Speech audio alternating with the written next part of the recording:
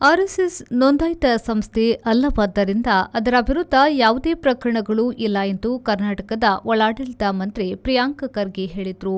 RSS ನೋಂದಾಯಿತ ಸಂಸ್ಥೆಯಲ್ಲ, ಜೊತೆಗೆ ಅದರ ಸದಸ್ಯರಿಂದ ಆರ್ಎಸ್ಎಸ್ ದೇಣಿಗೆ ಸಂಗ್ರಹಿಸಿದ್ರೂ ಅವರಿಗೆ ಯಾವುದೇ ಗುರುತಿನ ಪತ್ರ ಇಲ್ಲವೇ ರಶೀದಿ ನೀಡುವುದಿಲ್ಲ. ಗುರುದಕ್ಷಿಣೆ ಇತ್ಯಾದಿ ಹೆಸರಿನಲ್ಲಿ ಹಣವನ್ನು ಸಂಗ್ರಹಿಸಲಾಗುತ್ತಿದೆ.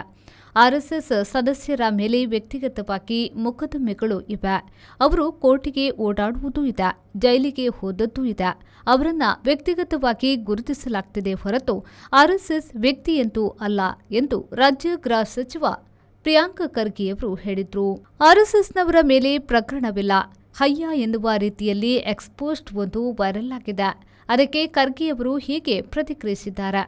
ಅಸ್ತಿತ್ವದಲ್ಲಿ ಇಲ್ಲದವರ ಬಗೆಗೆ ಪ್ರಶ್ನೆ ಕೇಳಿದ್ರೆ ಇಲ್ಲ ಎನ್ನುವುದು ಉತ್ತರ. ಮೂರ್ಖತನದ ಮೂರ್ತ ರೂಪ ತೋರಿಸಬೇಕೆಂದ್ರೆ ಬಿಜೆಪಿಯನ್ನ ತೋರಿಸಿದಂತಾಯಿತು.